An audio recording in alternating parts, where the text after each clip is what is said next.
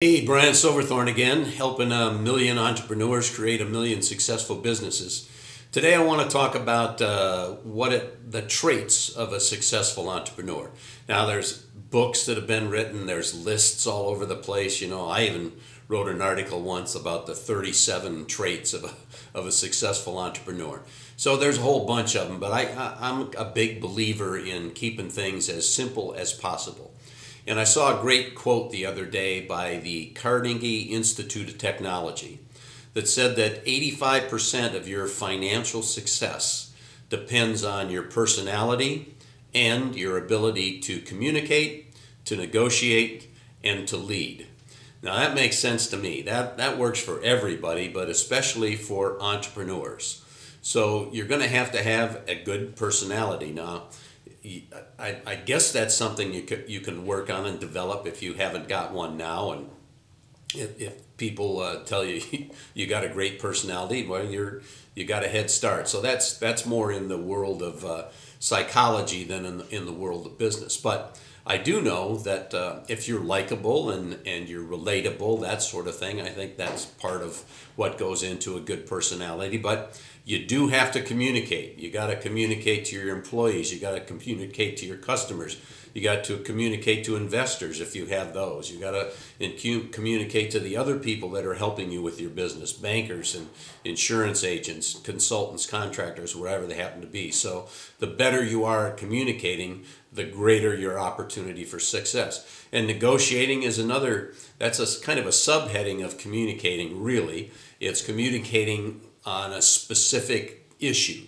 So you need to negotiate contracts and agreements with clients and customers, or with vendors, with subcontractors, with bankers, with investors, whatever it happens to be. Negotiation is a big part of being successful when you're growing a business or starting a business. It really doesn't matter. So be a good communicator, learn to be a great negotiator, and then you got to be a leader. And then that gets you into the argument, are leaders made or are they born? I really don't know, but I think most of the folks are leaning toward leaders are made, that you can become a good leader. So you've got to concentrate on what that means. From my point of view, if you look around at people and you ask yourself, am I willing to follow this individual? Do I believe what he or she is saying? Do I think he or she has a purpose that I can buy into?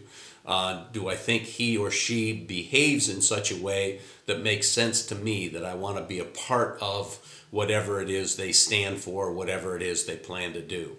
So that's about being a leader. For me, the simple individual is, if you're a good leader, you're somebody that others want to follow. Some people seem to be more natural at it than others, but that doesn't mean that you can't work to develop the characteristics that you need. So people are going to say, hey, I like what she has to say. I'm going to follow her. I want to help her get where she wants to go.